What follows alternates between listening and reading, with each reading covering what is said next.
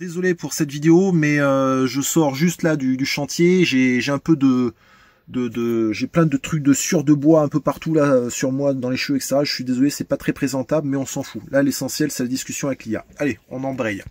La discussion que j'ai eue avec l'intelligence artificielle ce matin. Je vous mets pas tout, je vous mets juste les parties les plus importantes.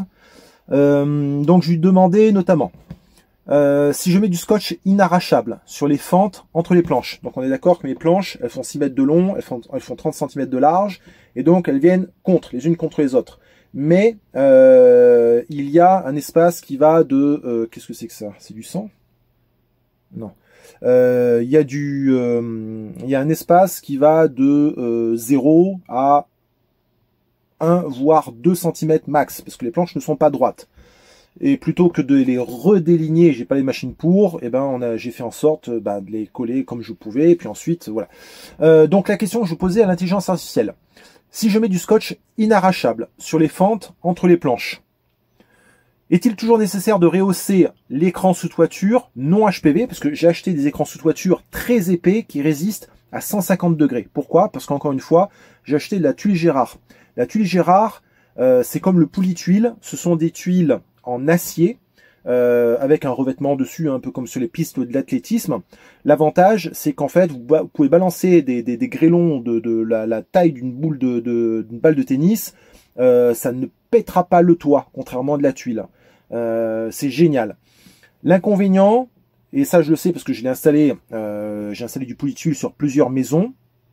L'inconvénient, c'est que lorsqu'il y a de la canicule, on ne peut pas monter sur le toit est brûlant, et par conséquent, dessous, c'est la fournaise. Et donc, il faut un écran sous toiture qui soit très résistant à ces chaleurs-là.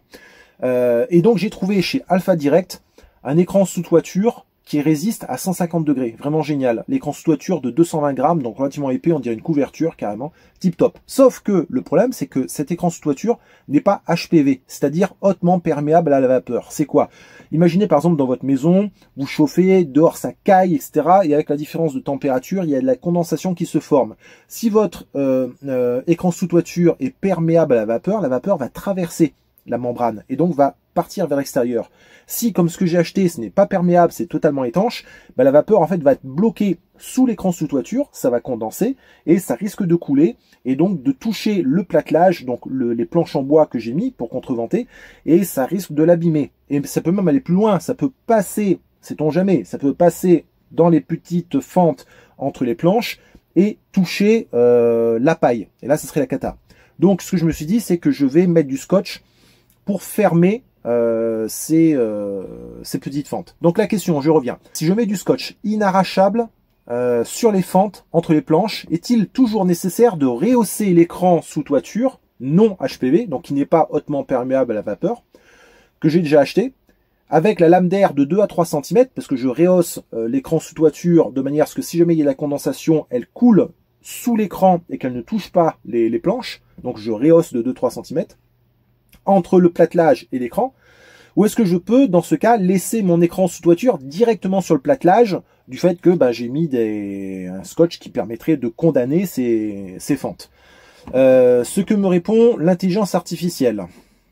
Si tu scotches hermétiquement les fentes entre les planches avec un scotch inarrachable et résistant à l'humidité, alors la situation change un peu. Ce qui change, les infiltrations d'air et d'humidité extérieure sont bloquées par le scotch. Moins de risque que l'air humide circule dans la structure. Par le scotch. Le platelage devient une surface continue. Presque comme un panneau OSB ou un voligeage jointif. Cela réduit la nécessité absolue d'une lame d'air entre le platelage et l'écran sous toiture. Ce qui ne change pas. Ton écran sous toiture n'est pas HPV. Il ne laisse pas passer la vapeur d'eau qui viendrait de l'intérieur. Yeah. Risque de condensation sous l'écran si de l'humidité parvient à s'y loger. Même avec un bon scotch, il peut toujours y avoir un peu d'humidité résiduelle. L'eau de condensation a besoin d'un espace pour s'écouler et ne pas stagner contre le bois. Ok. Donc, peut-on poser l'écran directement sur le platelage? Non, il vaut mieux garder une lame d'air de 2-3 cm entre le platelage et l'écran sous toiture pour ces raisons. Évacuation de la condensation éventuelle. S'il y a un différentiel de température, il peut toujours y avoir un peu de condensation sous l'écran. Avec une lame d'air ventilée, cette condensation peut s'évacuer. Sans lame d'air, elle s'accumulerait directement sur le bois, ce qui pourrait favoriser son pourrissement à long terme. 2. Meilleure ventilation du platelage. Même si les jours entre les planches sont bouchés avec du scotch, le bois va quand même respirer un peu. Une lame d'air ventilée permet au platelage de sécher si jamais un peu d'humidité reste présente. Conclusion. Gardez la réhausse pour l'écran non HPV. Tu peux scotcher les fentes pour empêcher l'air extérieur d'entrer. Mais il faut quand même garder la réhausse de 2-3 cm sous l'écran pour éviter les problèmes d'humidité et de condensation. L'écran HPV aurait permis de le poser directement sur le platelage, mais comme le tien ne l'est pas, la réhausse est indispensable. Ouais, mais l'écran HPV, il résiste pas à 150 degrés. Scotch, plus réhausse de 30 par 60 mm plus écran non HPV. Bonne protection contre l'humidité et meilleure longévité du toit. Tu veux que je t'aide à optimiser la pose de la réhausse? Du coup, je résume. Si j'avais acheté un écran sous toiture HPV, j'aurais pu le poser directement sur le platelage, sans avoir besoin de rehausser.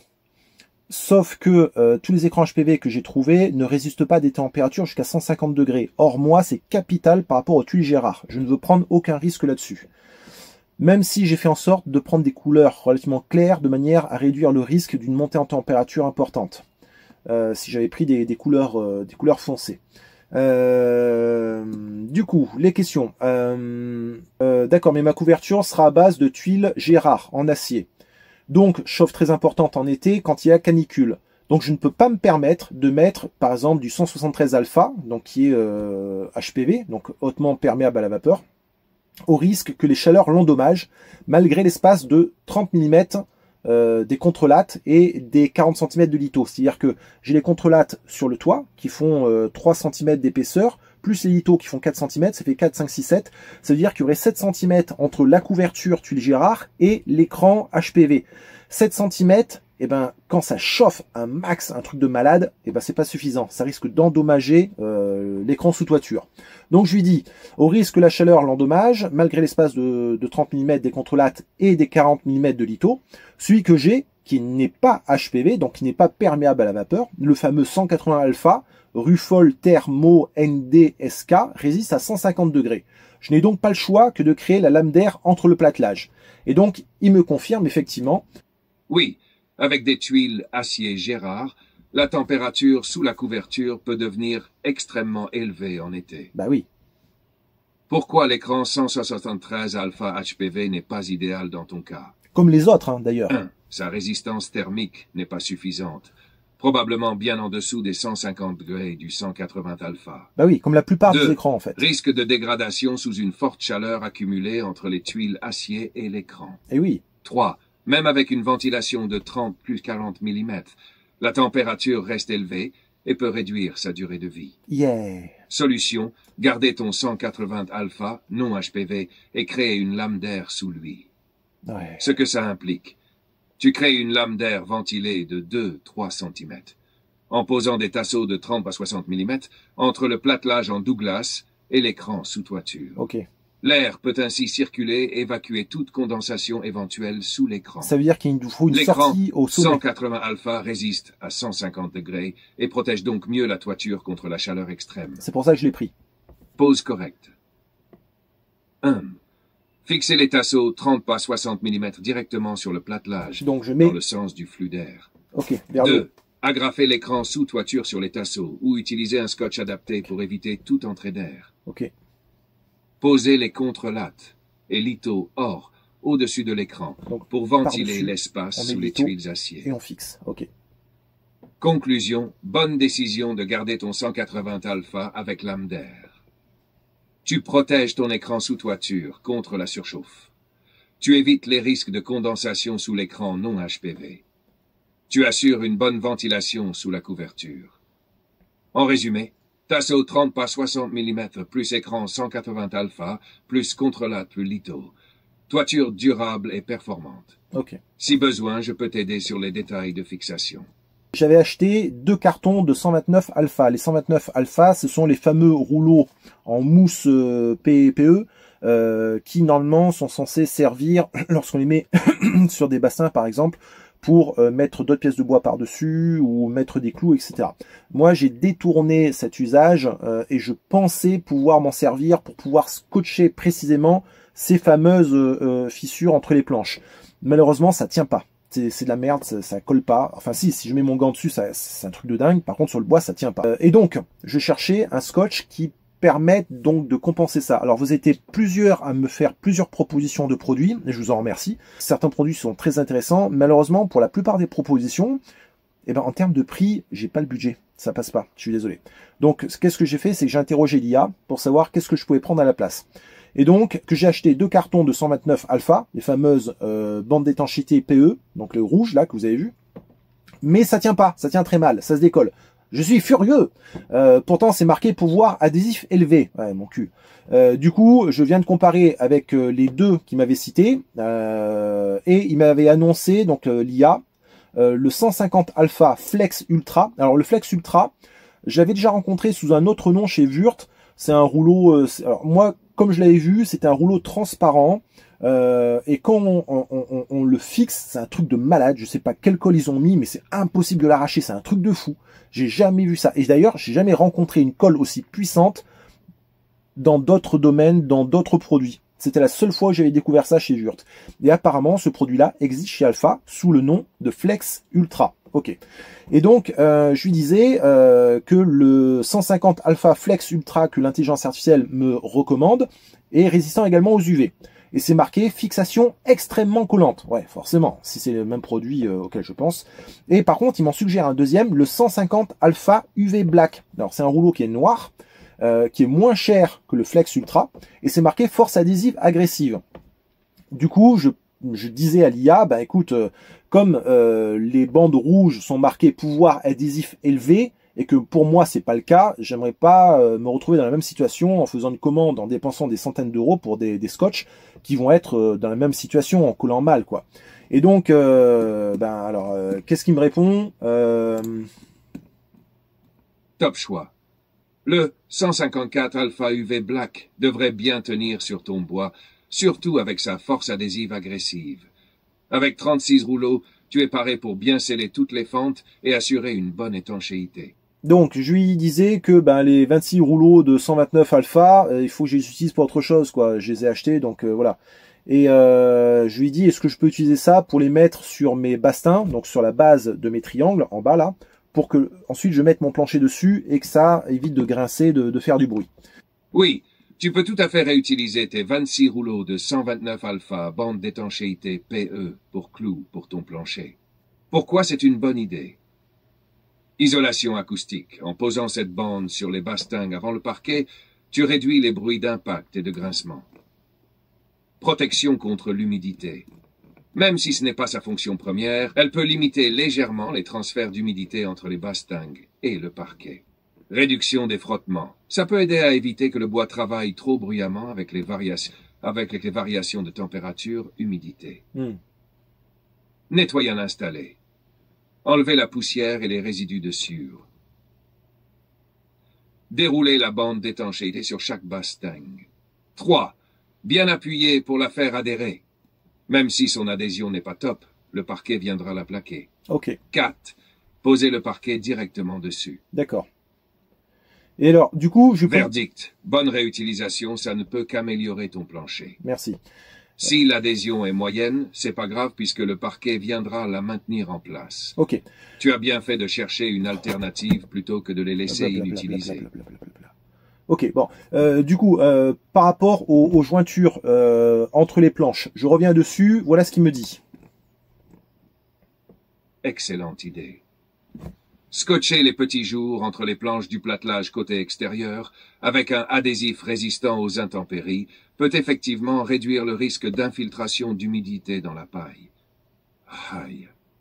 Quoi, aïe? Pourquoi c'est une bonne solution? 1. Éviter les infiltrations d'humidité extérieure. La pluie, la neige fondue ou l'humidité ambiante ne pourront plus entrer dans la paille à travers les fentes du platelage. Même avec un écran HPV au-dessus, Boucher les jours empêche l'humidité extérieure d'arriver jusqu'à la paille. Voilà, c'est ça. 2. Limiter les courants d'air indésirables. En fermant les espaces entre les planches, tu empêches l'air froid et humide de circuler à l'intérieur du caisson paille. Ça aide aussi à stabiliser la température et à réduire les risques de condensation. 3. Renforcer l'efficacité du pare-vapeur intérieur. Le pare-vapeur côté intérieur bloque déjà la vapeur d'eau venant de l'habitation, mais s'il y a encore des fuites d'air extérieur, l'efficacité peut être réduite. Avec un plancher extérieur étanche, on contrôle mieux la migration de la vapeur. Quelques précautions à prendre. 1. Utiliser un scotch adapté pour l'extérieur.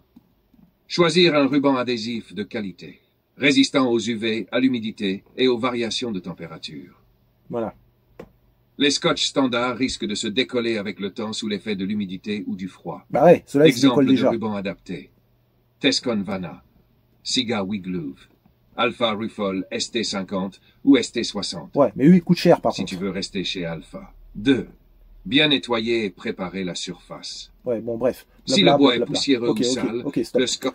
Bon, voilà, ok, on a fait le tour, du coup, de la question concernant le pourquoi je vais mettre ces rouleaux de scotch sur les jointures des planches. Ok, bon, et ben, à demain pour la prochaine vidéo, pour la suite du chantier. Salut!